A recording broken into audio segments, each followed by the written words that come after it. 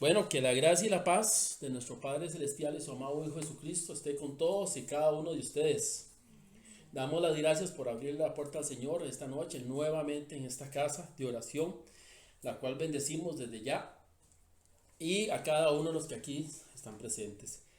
Es hermoso cuando nos reunimos para alabar al Señor y cuando venimos a hablar de su palabra, porque eso a todos nos fortalece en una u otra forma.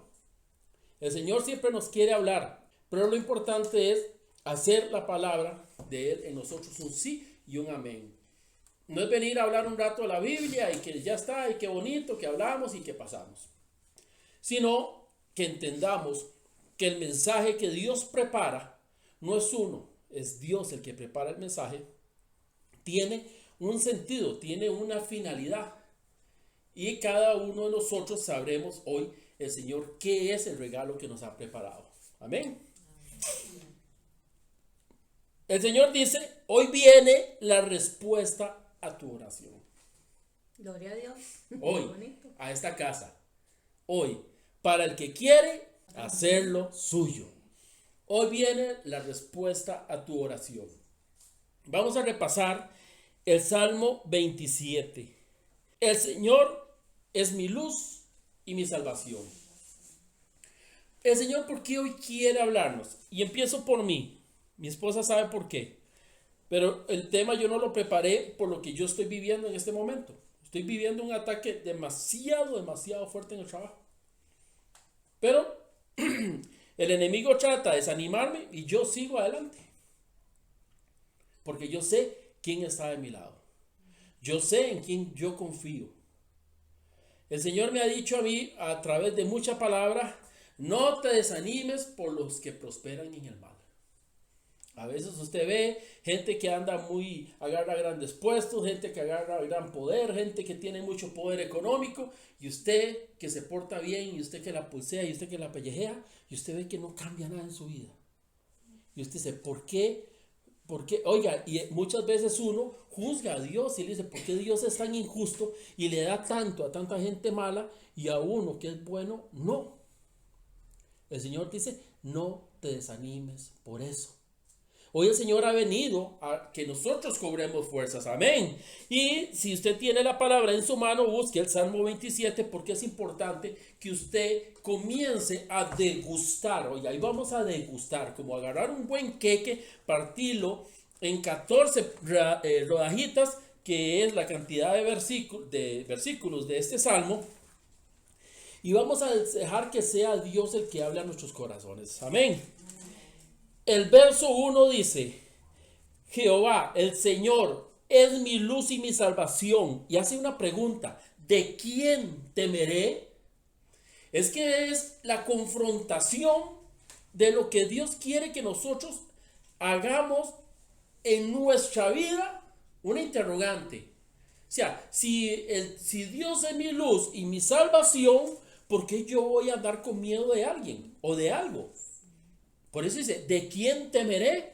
Y como si no fuera poco, la vuelve a recalcar. El Señor es mi fortaleza de mi vida. ¿De quién he de atemorizarme? El Señor aquí nos está pidiendo a nosotros una constancia que se llama confianza. Tenemos que ser constantes, tenemos que ser perseverantes, tenemos que tener la convicción, es la fe, esa convicción de que realmente Dios tiene en sus manos todo el control absoluto de lo que pasa en mi vida. Si el Señor es mi luz, es porque no hay oscuridad en las circunstancias que están pasando. No hace falta, que yo vea lo que está sucediendo. No hace falta que yo verifique que tal o cual cosa está sucediendo, que tal o cual persona está hablando de mí, que tal o cual está maquinando. No, yo no tengo que verlo. Yo tengo que tener la confianza y la certeza de que es mi Dios el que está protegiendo mi vida. Por eso el salmista dice aquí, ¿de quién temeré? Va dirigido a una persona directamente. Y no es esa persona de carne y hueso que usted conoce que puede estarle haciendo daño. No, está hablando del maligno. O sea, yo no tengo que temer del maligno que está metiéndose en esas personas para que vengan en contra mía, porque Dios es el que saca espada por mí. Pero yo tengo que estar plenamente seguro de eso, porque si no, vea, hermanas, vamos a vivir un infierno. La duda, el rencor, la zozobra, la angustia, la desesperación, todo eso el enemigo comienza a hacer que brote en nosotros como ríos. Pero nosotros hoy, a partir de hoy, vamos a decirle no. Hoy no.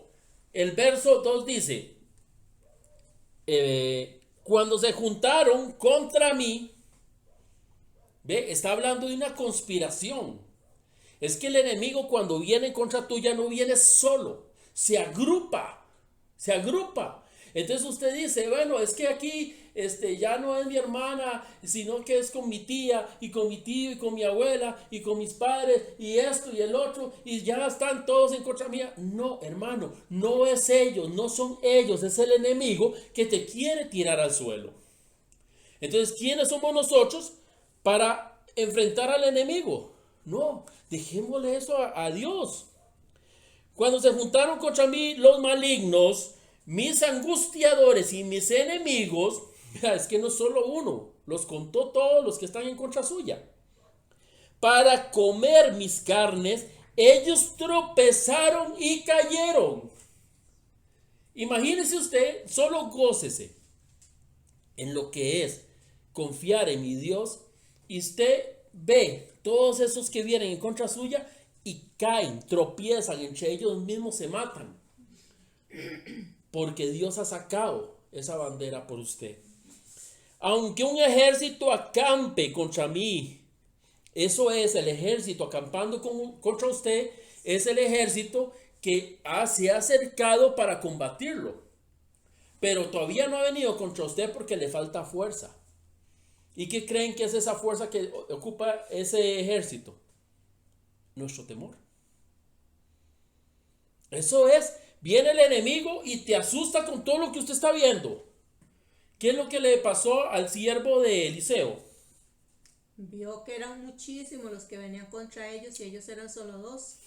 Entonces Eliseo, el profeta, le dijo a Dios que le abriera los ojos al siervo para que pudiera ver que eran más los que estaban con ellos 2 que los que venían contra ellos. Amén. Entonces Dios le abrió los ojos al siervo y vio millares y millares y millares de ángeles con carros de fuego que estaban a favor de ellos. O sea, igual que con nosotros, son miles y miles de ángeles que están a nuestro favor y los ángeles son reales. ¿Qué pasa? Es que nosotros tenemos que leer la palabra para saber dónde están, que es cierto que hay ángeles que son reales, que han existido y durante toda la historia los ángeles están siempre al servicio de los hombres. Amén. Creados por Dios.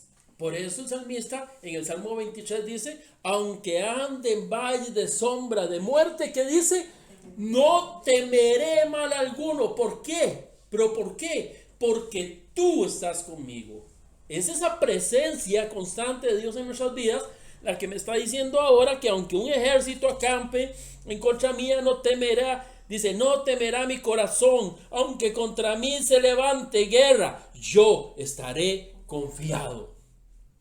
Cuesta, sí, yo sé que cuesta mucho, porque lo que nuestros ojos no ven, como este siervo de Eliseo, él no veía, él solo veía lo mortal, veía los carros de los guerreros y veía las flechas y veía eso, pero es que él no podía ver lo que realmente en el poder espiritual estaba a sus espaldas, que es el ejército de Dios.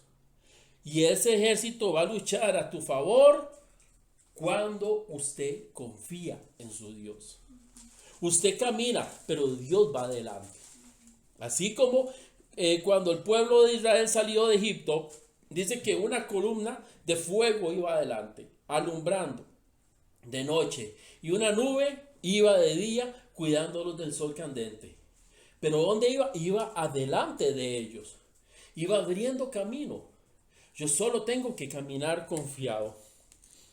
El verso 4 dice, una cosa he demandado de Dios y esta buscaré, que esté yo en la casa de Dios todos los días de mi vida. En ese mismo Salmo 23, él dice, aderézame en presencia de mis angustiadores. Dice, en la casa del Señor moraré por largos días. Porque cuando yo enfrasco mi vida, mi pensamiento, mis angustias, mis deseos, mis necesidades, todo lo enfrasco en este mundo, siempre va a haber algo que va a querer arrancártelo. Hay algo que va a querer quitártelo. Hay algo que va a querer tumbarte. Pero cuando mi vista, mi mente, mi corazón, mi espíritu, mis ganas, mis ansias y todo lo mío está puesto en el reino celestial, en este mundo lo que pase a mí no me interesa. Porque eso no tiene valor para mí. Y aunque usted no le dé valor, Dios se lo va a dar. Porque Dios tiene en bendición a los que le aman y a los que confían en Él. Por eso, no importa que usted vaya solo contra un ejército. David cuando enfrentó a Goliat, vea, ni todo el ejército de Israel quiso enfrentar a un solo hombre. Ni todo el ejército. Y un solo hombre contaba con un ejército a su favor. Pero ese ejército no se ve. En ese ejército se cree. Y esa creencia es lo que le dio la fuerza, vea, le dio la fuerza a David para tumbar a Goliat y después degollarlo.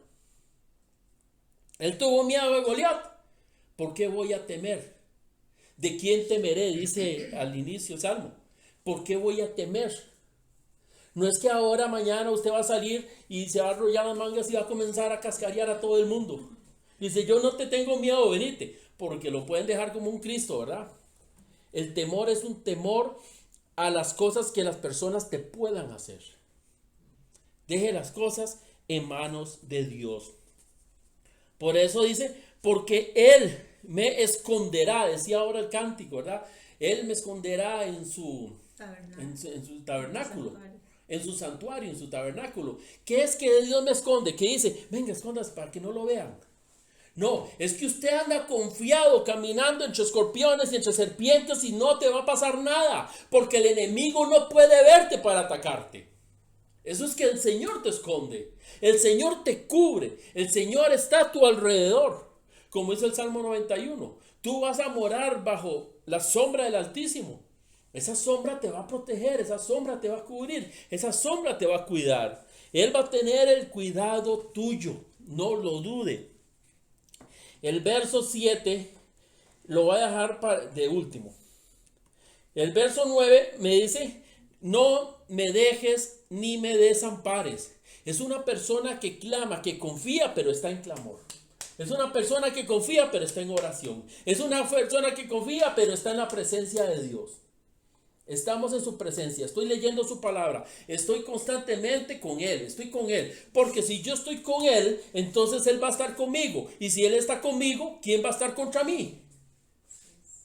Nadie, porque Él está protegiéndome. Él está cuidando lo que es tuyo. Él está cuidando aquello que Él te ha dado en bendición y que ni el enemigo tiene el poder de quitarte. Dios va a permitir que tú pierdas todo aquello que te va a hacer daño. Amén. Dios te va a arrancar todo aquello que te va a separar de Él. Sí, amén. Y a veces nosotros perdemos cosas materiales, perdemos dinero, perdemos propiedades, perdemos cosas. Y yo creo que es una maldición. Mas sabemos lo que dice Romanos 8:28, que todo obra para el bien de los que aman a Dios. Si perdiste un trabajo, si perdiste una amistad, si perdiste una propiedad, si perdiste, es porque eso te estaba alejando de Dios.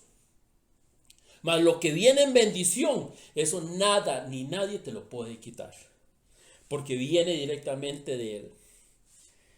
El verso 10 dice, aunque mi padre y mi madre me dejaren, con todo Dios me recogerá.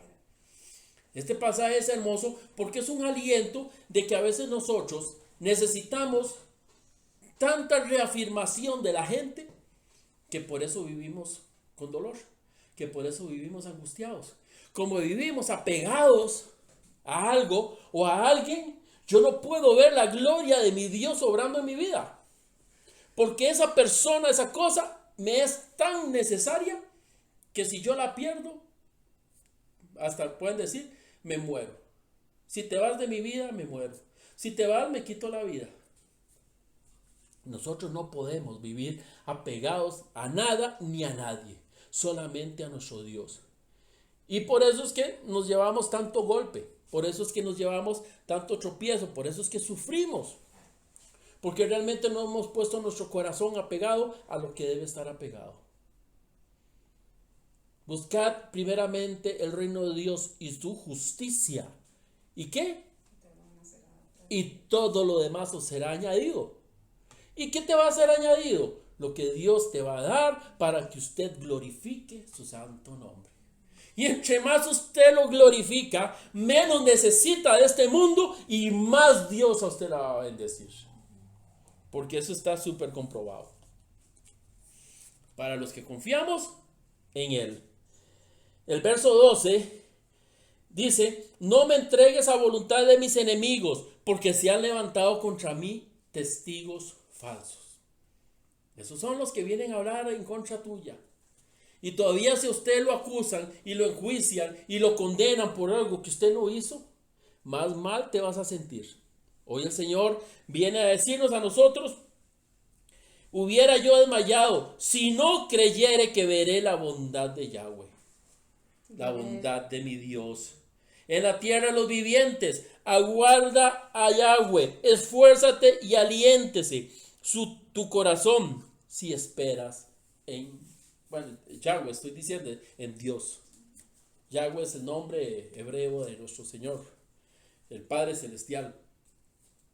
Vea que está diciendo: si tú esperas, no importa que el ejército esté contra tuya, no importa que venga el maligno, no importa que hayan testigos falsos, tú espera en Dios. Y el problema de esperar en Dios es precisamente lo que está el verso que dije que iba a dejar de último, que es el verso número 7. Dice: oye, oh Dios, mi voz que a ti clamo, ten misericordia de mí y respóndeme. Mi corazón ha dicho de ti: buscad mi rostro. Tu rostro buscaré, oh Señor. Vea que este verso contiene una súplica como salida del alma, salida del corazón. En 2 de Crónicas 7:14 dice la palabra: si se humillare mi pueblo, sobre el cual mi nombre es invocado, y buscar en mi rostro. y se arrepintieren de sus malos caminos. Buscar el rostro de Dios es buscar su presencia. No es querer ver la cara de Él, sino es buscar su presencia a través de la oración, a través del ayuno, a través del estudio de la palabra, a través de esa comunión que nosotros no tenemos con Él, porque el día a día nos consume.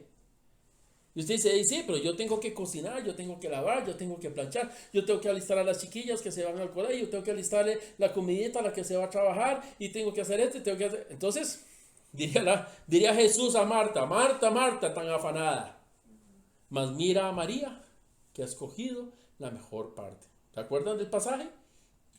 Cuando llega Jesús a visitar a esa casa y sale Marta toda preocupada, que el gallo pinto y que el agua dulce y que esto y que el otro, y María llegó a los pies del maestro y se sentó a los pies de Jesús.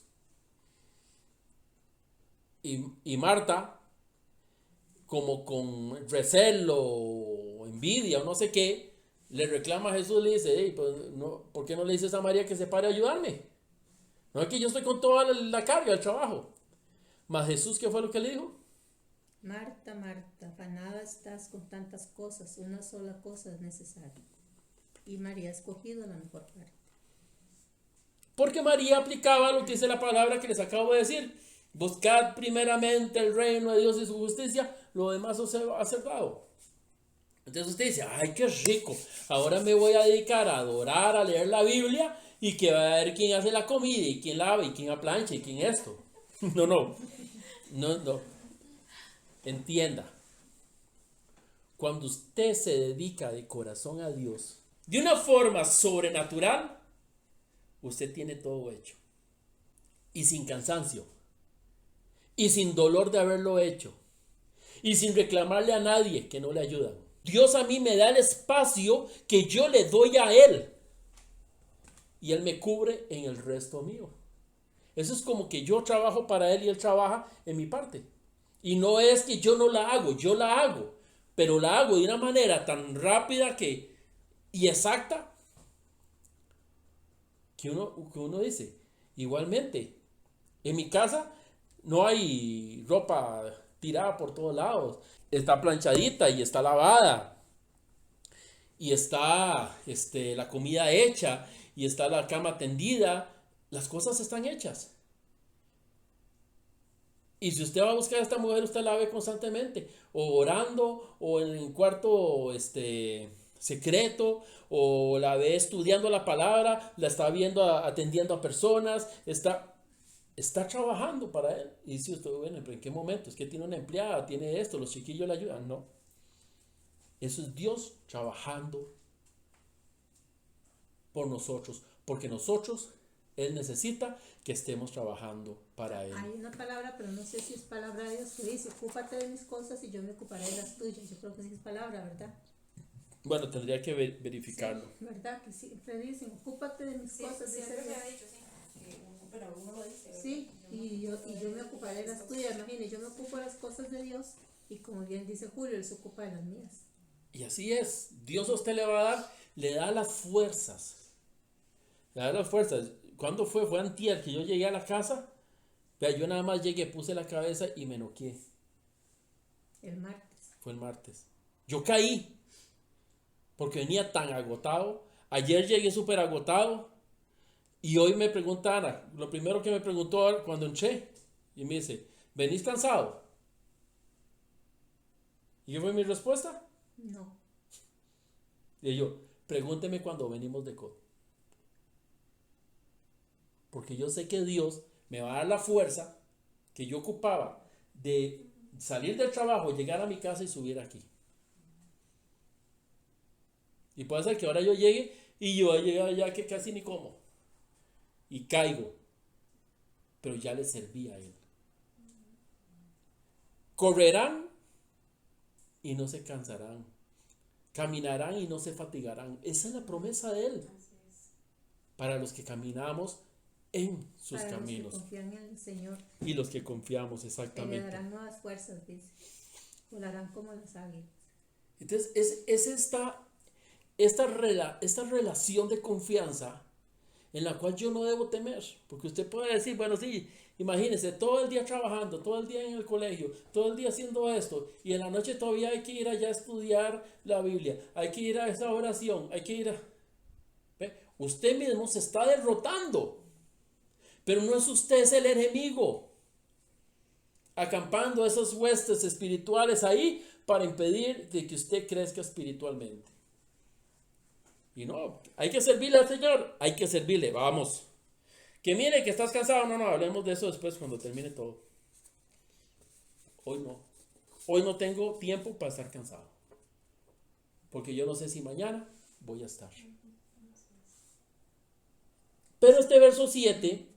¿Quieres decir algo? Sí, que eso es lo mismo con uno, porque hoy es que Julio está sirviendo aquí dando esta palabra, pero nosotros en la casa tenemos que ir a orar y no importa cuán cansados estemos, porque a veces estamos como dice Julio, pero sabemos que tenemos una responsabilidad, vaya y tírese y arrodíllese y lo que le salga, pero cumpla, porque así Dios la está esperando. El verso 7 dice, oye, oh Yahweh, mi voz, con que a ti clamo. Ese con que a ti clamo, vea que él viene diciendo, el Señor es mi luz y mi salvación, ¿de quién temeré? ¿De quién he de atemorizarme? Aunque esté ahí el enemigo, aunque estén ahí los que hablan mal, los que quieren hacerme daño, Señor, tú los harás que se tropiecen, tú los harás caer, tú me defiendes. Pero él interpreta, él indica que hay un clamor que él levanta hacia Dios. En Lucas 18:7 dice la palabra, ¿acaso Dios no hará justicia a sus escogidos que claman a Él día y noche? ¿Se tardará en responderles? Esta pregunta es retórica porque realmente dice, ¿se va a tardar Dios en responderte si estás clamándole día y noche? ¿Usted cree que Dios no la va a escuchar? Eso es cierto, las invito para que ustedes le crean a Dios, de verdad, yo sé que ustedes le creen, pero si ustedes tienen una necesidad y confíen en Él y síganle pidiendo constantemente hasta que Él actúe. Nosotros estábamos orando por el trabajo de nuestros hijos y vea, Dios nos ha respondido, ya gracias a Dios a uno ya lo llamaron, al otro ya ahorita lo llaman y buenos trabajos, porque Dios no da cosas malas. Entonces, lo que sea, porque dice la palabra, habrá algo imposible para Dios. Entonces, vean qué es lo que sea que ustedes estén pidiendo. Ese es el final del párrafo del pasaje de la viuda y el juez injusto. ¿Y por qué Jesús hace esta pregunta? Les hace esta pregunta como cuestionando a la gente que está alrededor. Porque Jesús lo que quiere recalcar de lo que esta viuda hace, si se acuerdan del pasaje, era una viuda que clamaba justicia y el juez injusto no la quería atender. Hay un problema contextual aquí en que aparte de que era mujer, era viuda. Y los judíos, a las viudas, si no tenían quien las cuidara, que viera por ellas en su familia, quedaban como por dieceras tiradas en la calle. Así era el pueblo judío. Entonces, esta mujer clamó tanto y tanto molestó al juez, que el juez dijo, voy a atender lo que ella me está pidiendo para que deje estar. ¿Ya? Y no sea que yo vaya a perder los estribos y más bien quién sabe qué vaya a hacer. Ahí ya los invito en Lucas 18:1, creo que empieza el pasaje, para que lo lean. Entonces vemos un asunto de perseverancia y firme voluntad. Esta mujer estaba tan convencida de que iba a encontrar el favor del juez que nunca dejó de insistir. Ahora imagínense ustedes ante Dios. Señor, te pongo esta situación. Al día siguiente, en la tarde, Señor, mira que te pongo esta situación. Señor, te recuerdo esta situación. Señor, vea que te he estado pidiendo por esto y esto. Y usted está clamando. ¿Cuánto tiene que clamar? Hasta que ocurra el milagro que está pidiendo. ¿Casos de la Biblia? Ana. Cuando Jesús estaba en el Getsemaní, nos enseña que él fue 3 veces a pedir por lo mismo. Exactamente. Ana, la mamá del profeta Samuel, eres mujer estéril, y ella clamó, y una vez clamó, pero con tal, ¿cómo podemos decir? Abundancia de ánimo, pues. Sí, abundantemente. De una manera tan fuerte, derramó su alma, dice la palabra. Que ella, dice la palabra, en 1 Samuel lo pueden leer, que dice que ella terminó, dejó de llorar, se levantó y se fue ya para su casa. Y no lloró más, dice. Sí, no lloró más. ¿Qué estaba haciendo esta mujer? Aceptando de que Dios la había escuchado. Entonces digo, ¿por qué voy a llorar más si ya Dios me escuchó? Voy a dejar que Dios haga. Y Dios hizo. Y ella concibió su hijo, mujer estéril, concibe hijo y se lo dedica a Dios como se lo había prometido, y este hijo es el profeta Samuel. Entonces veamos que es fundamental perseverar, dice, con la fuerza de Dios y no renunciar ni al clamor ni a los planes de Dios. Vea, esto es importante. ¿Quiénes de los que estamos aquí conocemos los planes de Dios? Están en la palabra. Ninguno. Nosotros no conocemos los planes de Dios. Puede leer Job y Dios ahí se lo dice a Job. Dice, usted puede venir a decirme a mí qué estaba pensando yo cuando estaba midiendo los confines del universo y estaba planeando cómo hacer la tierra y todo lo que iba a estar ahí. Estoy parafraseando la palabra, pero eso es lo que Dios le está diciendo a Job, que nosotros no podemos entender los planes de Dios. Lo que tenemos que hacer es ser congruentes con los planes de Dios. Y solo a través de la palabra yo puedo comenzar a caminar ese sendero y dejar que Dios sea el que haga. Es que Dios te lleva, Dios te lleva. Usted querrá hacer muchas cosas, Pero cuando usted se da cuenta, Dios le está cambiando el rumbo. Es que yo quería hacer eso. No, vean lo que terminé yo. Terminé haciendo esto y esto, y yo pensaba hacer esto y esto y otro. Pero ¿quién es el que guía tus pasos? Es Él. Dejémonos que sea Él el que guíe nuestros pasos, el que nos lleve a donde Él quiere llevarnos. Esa expresión que claman de día y de noche recuerda que nosotros debemos orar en todo momento. ¿Se levantó usted? ¿Se está sacando las legañas? Dele gracias a Dios por haber amanecido. ¿Ya se metió al baño? ¿Se sentó a hacer pedote? Dele gracias a Dios. Hay mucha gente que no puede dar del cuerpo por sus propios recursos. Tienen que estar pegados a una bolsa. Denle gracias hasta por eso. Parece mentiras.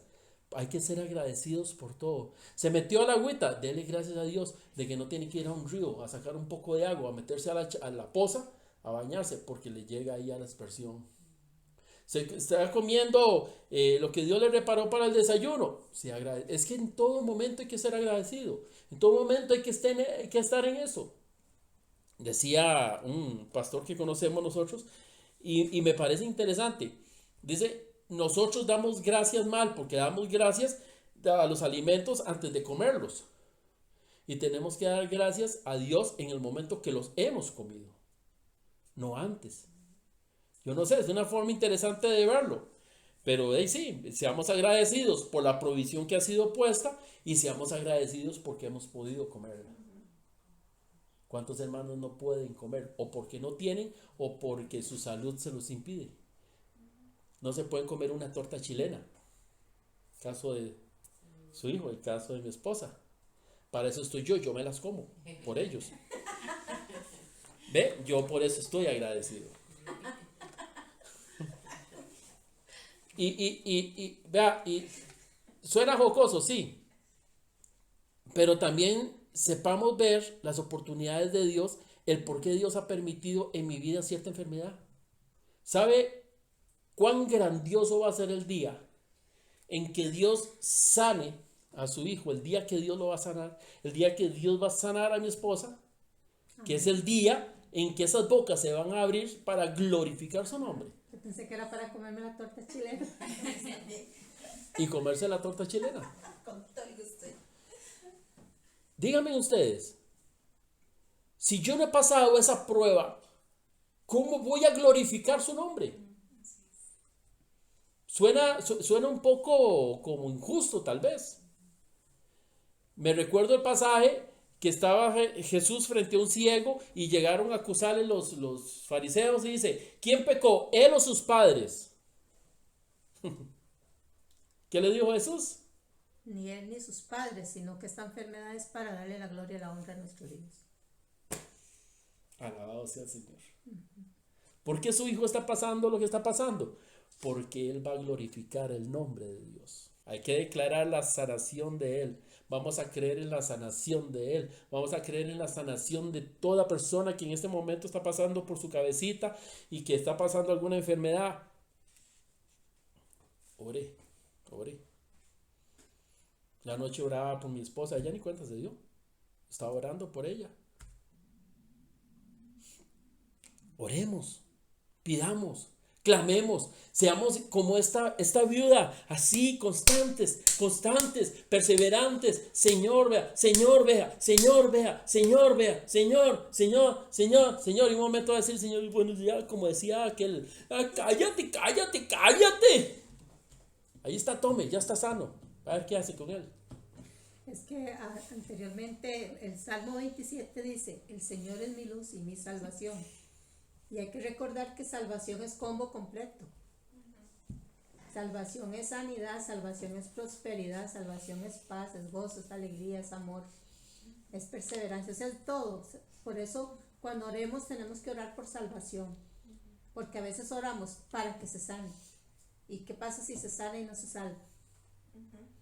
Hay muchos que se han sanado. Vean, los 10 leprosos que Jesús sanó, dice que los sanó a todos, a los 10. ¿Y cuántos se devolvieron a darle gracias? 1. Y Jesús le dice, ¿y dónde están nosotros? Vea, todos salieron seguros para sus casas, sus Es cierto. colchones. Yo desde que usted me explicó eso, yo cuando oro, por ejemplo, yo oro por la salvación. Exacto. Sí, yo desde que ¿Ve? usted me Y explicó. muchos, vea, les pasa a Ezequiel, un profeta, le pasó lo mismo. Dios dijo, hoy te anuncio que vas a morir. Así es que ordénalo todo. Y empieza a llorar y llore a Dios para que le devolviera la salud. Dios le dio 15 años más. ¿Pero de qué le sirvió? Se perdió. Si hubiera ido mejor con lo que tenía. Se condenó. Porque dice la palabra de que llegaron unos que eran adoradores del sol porque él, como una muestra a Dios de que lo había escuchado, le pidió que tuviera el sol. Y después eso se regó por las tierras.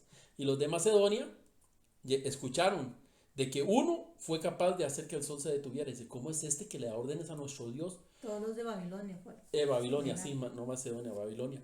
Y cuando llegaron, lo adularon tanto que ese se volvió a los dioses babilonios y perdió lo que hubiera ganado en salvación, lo perdió por su jactancia. Primera Tesalonicenses 5:17 nos dice, orad sin cesar. Nos dice que estemos gozosos y que nosotros oremos sin cesar. Ve, es esta oración continua, es ese clamor. Dice que el clamor constante es una evidencia clara y poderosa en nuestro corazón que confiamos en el poder y la bondad del juez del universo. Así que como esa viuda llegó ante ese juez injusto, nosotros estamos llegando ante el juez justo, ante nuestro Elohim, ante nuestro Adonai, ante nuestro Dios todopoderoso.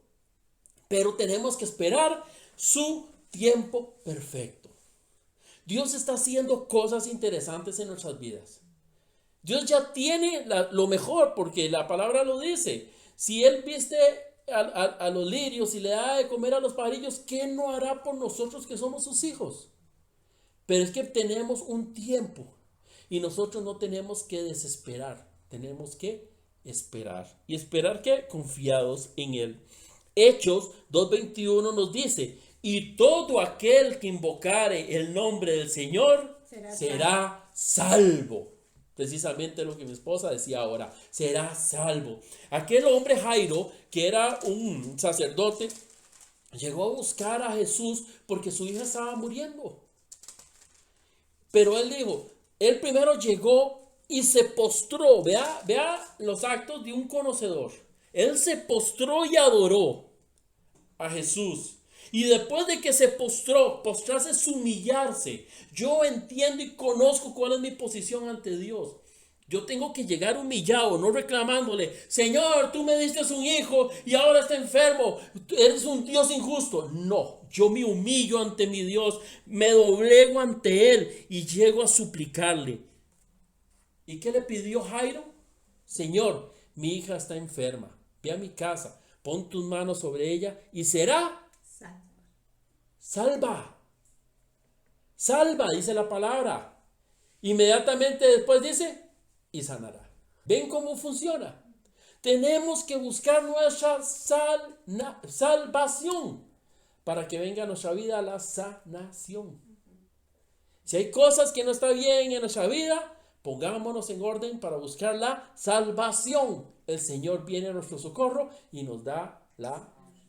Dice la palabra que la salvación hay que buscarla con temor y temblor, porque solamente por arrepentimiento, ¿verdad? Se adquiere. Hay que arrepentirse.